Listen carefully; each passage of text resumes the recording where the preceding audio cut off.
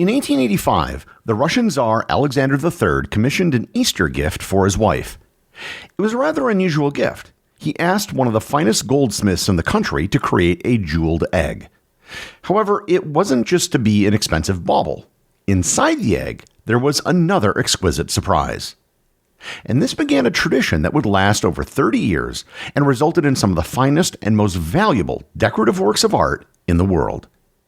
Learn more about Fabergé Eggs, their creation, and the stories behind them on this episode of Everything Everywhere Daily.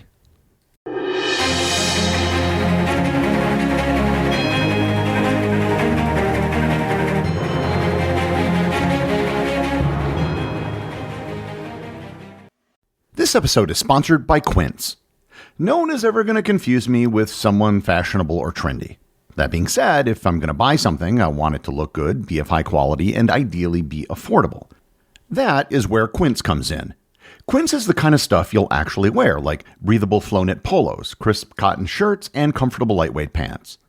In addition to clothing, they also offer a range of great items for the home and travel. Everything with Quince is half the cost of similar brands. By working directly with top artisans and eliminating the middleman, Quince offers luxury pieces without the markup. And I've told you all about the great items that I've purchased from Quince. From towels to blankets to a duvet, Quince has become my go-to source. Stick to the staples that last with elevated essentials from Quince. Go to quince.com/daily for free shipping on your order and 365-day returns. That's QUINCE.com/daily to get free shipping and 365-day returns. Quince.com/daily. This episode is sponsored by American Scandal. History not only shapes us, but it also helps us understand the present. The American Scandal podcast brings to life some of the biggest controversies in U.S. history and takes you deep into the heart of America's dark side, and will leave you wondering, how did this happen and what can we learn? The latest season, Ruby Ridge Standoff, explores an event that sowed the seeds for the rise of modern radicalism. In 1992, in a remote corner of Idaho, federal law enforcement agents surrounded a small cabin. Their target? Randy Weaver, a survivalist living off the grid to wait out the apocalypse. He was wanted on a simple weapons charge, but the situation escalated into a tragedy and deadly standoff. Ruby Ridge has since become a rallying cry for those opposed to government overreach and has fueled decades of distrust and violent anti-government sentiment. Follow American Scandal on the Wondery app or wherever you get your podcasts. You can binge all episodes of American Scandal's Ruby Ridge Standoff early and ad-free right now on Wondery Plus.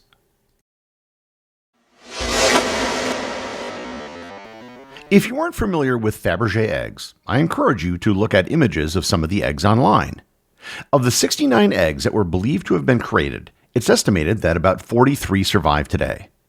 Each egg is a unique, exquisite, expertly crafted work of art. The story of how and why these eggs were created doesn't actually begin in Russia. It begins in France. The Fabergé family, as you might suspect from the name, isn't Russian. In fact, their name wasn't even Fabergé. The original name of the family was Favre. They were French Protestant Huguenots in a very Catholic country. In 1685, King Louis XIV revoked the Edict of Nantes, which had granted a religious tolerance to Protestants. This revocation triggered a wave of persecution, forcing hundreds of thousands of Huguenots to flee the country to avoid forced conversion, imprisonment, or death. Among the immigrants were members of the Favre family, who left France and eventually settled in the Baltic region, then under Swedish control. Over the generations, the family moved eastward into the Russian Empire, establishing itself in what is now Estonia. As they moved, they gradually changed their family name. Favre became Fabry and eventually became Faberge, spelled the same but without the accent on the last E. By the early 19th century, Gustave Fabergé had relocated to St. Petersburg, the imperial capital of Russia, where he trained as a goldsmith in the German tradition, making gold boxes. In 1842, he ended his apprenticeship and opened his own goldsmithing and jewelry business. He named his business Fabergé, with a diacritical mark over the E to make it appear more French. And he also changed the family name one last time. This was a strategic decision on his part because, at the time, the Russian royal family and members of the nobility were infatuated with all things French. to the extent that it became the language used at court. Russian aristocrats associated French goods with luxury and quality. Now fast forward a little over 40 years to 1885.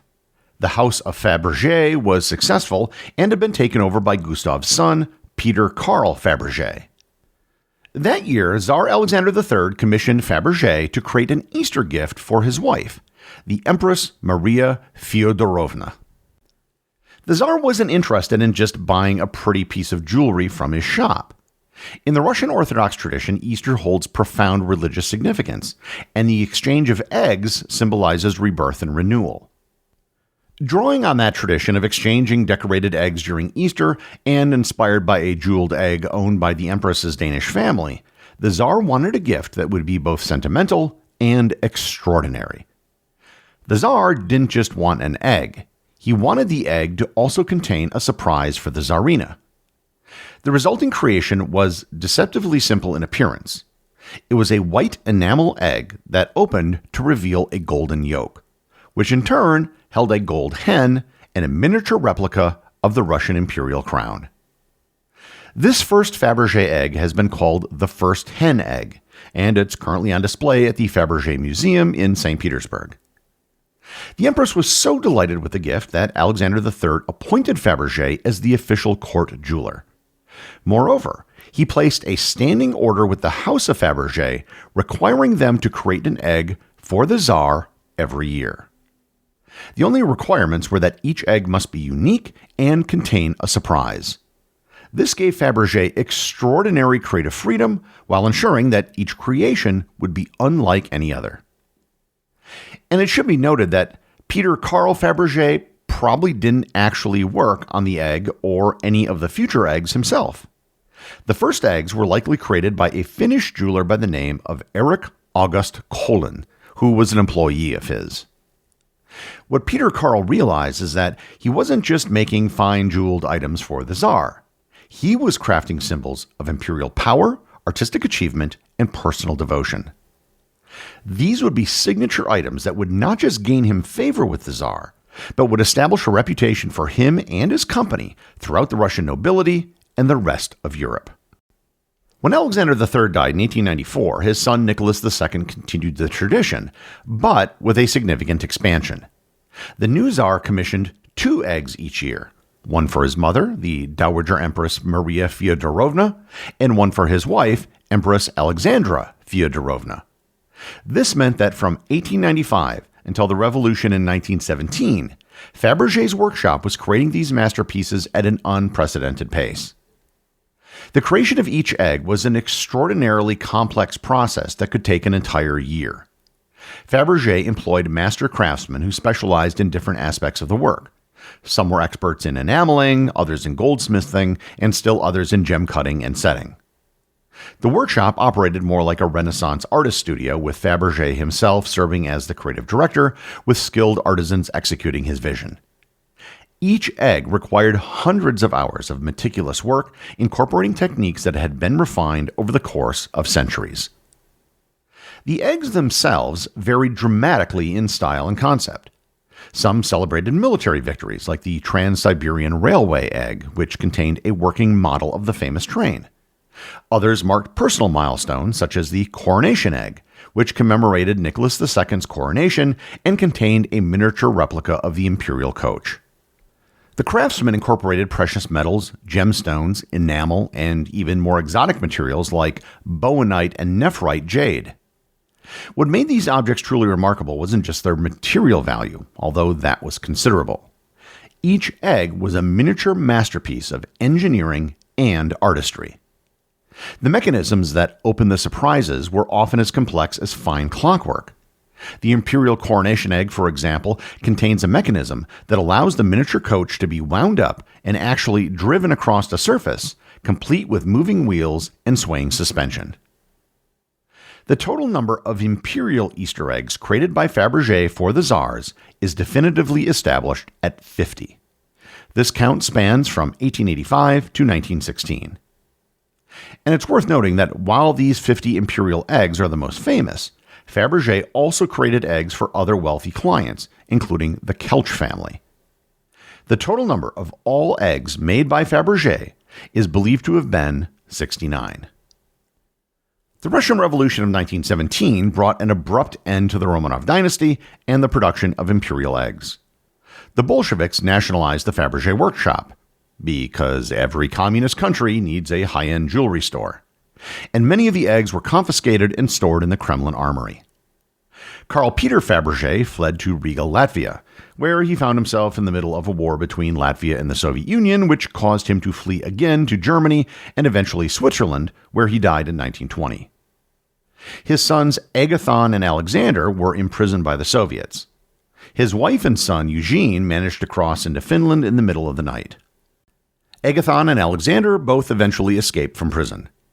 Alexander and Eugene eventually opened a jewelry store in Paris. I should note that the Fabergé Fragrance and Cosmetics Company, which is the brand name you've probably heard of, has nothing directly to do with the Fabergé family of egg fame. The fragrance company was founded by a Polish entrepreneur named Samuel Rubin, who named the company after the Fabergé Jewelry Company at the suggestion of his friend and collector of Fabergé eggs, the American oil tycoon Armand Hammer. Hammer worked closely with the Soviet government as he was one of the few Westerners who were trusted enough to do business with. But the big question is, what happened to the eggs? In the 1920s and 30s, Stalin's government began systematically selling off imperial treasures through various channels. Some eggs were sold through official Soviet trade organizations, and others through intermediaries and dealers. The process scattered the collection across the globe, with eggs ending up in private collections, museums, and some even remaining in Soviet hands for decades. Armand Hammer was given 3 eggs by the Soviets. Today, the 50 imperial eggs are distributed across several locations. The largest single collection resides in Russia, where 9 eggs are housed in the Kremlin Armory Museum in Moscow. These eggs were either never sold by the Soviet government or were later repatriated. The collection there includes some of the most spectacular examples, including the Moscow Kremlin egg and the Memory of Azov egg. The United States holds a significant portion of the collection, with several eggs in private hands and others in museums. The Metropolitan Museum of Art in New York, the Walters Art Museum in Baltimore, and the Virginia Museum of Fine Arts each house imperial eggs. Private collectors in America also own several eggs, though these occasionally change hands through high-profile auction sales. Of the eggs that went missing, no one is really sure what happened to them. We have records and, in some cases, drawings of the missing eggs. In one famous case, a lost Fabergé egg, the 3rd imperial egg, was discovered in a very unlikely place. For decades, the egg was considered lost and its whereabouts unknown. It had been last listed in a 1964 auction catalog in New York, listed merely as gold watch in egg form, with no mention of Fabergé or its imperial provenance. From there, the egg simply disappeared. But sometime in the early 2000s, a scrap metal dealer in the American Midwest bought the egg at an estate sale for around $13,000, thinking that he could make a small profit by selling it for its gold content. He was particularly interested in the Vacheron Constantin watch inside, which was made of solid gold. However, when he weighed the egg and calculated the gold value, he realized that the piece wasn't worth much more than what he had paid, and he considered just melting it down for scrap. But before doing so, he searched online for clues about the strange item. When he Googled the names engraved on the watch inside, he stumbled upon a 2011 article in The Telegraph.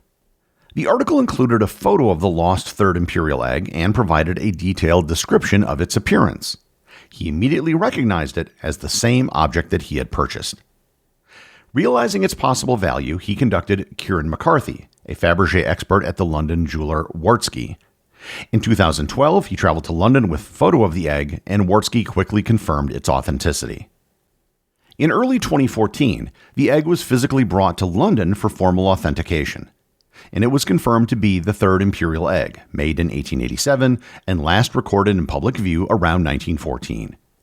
It was then sold privately for an undisclosed amount. But estimates place its value at somewhere around $33 million. There are very few Fabergé eggs that ever come to auction. In 2004, the Russian oligarch Viktor Vekselberg purchased 9 Fabergé eggs from the collection of the American publisher Malcolm Forbes for about $100 million. Given the rise in art prices this century, the next time a Fabergé egg goes up for auction, it will probably shatter all records. It would give a whole new meaning to the price of eggs going up. The hunt for the remaining missing eggs continues to fascinate collectors and historians. The discovery of a lost egg would not only represent an enormous financial find, but also return a piece of Russian cultural heritage to the world. The enduring fascination of Fabergé eggs extends far beyond their material value or historical significance. They represent the pinnacle of the merger of technical mastery and engineering with artistic vision, in ways that have rarely been equaled before or since. The executive producer of Everything Everywhere Daily is Charles Daniel. The associate producers are Austin Oakton and Cameron Kiefer. I want to thank everyone who supports the show over on Patreon. Your support helps make this podcast possible. I'd also like to thank all the members of the Everything Everywhere community who are active on the Facebook group and the Discord server. If you'd like to join in the discussion, there are links to both in the show notes. And as always, if you leave a review or send me a boostagram, you too can have it read on the show.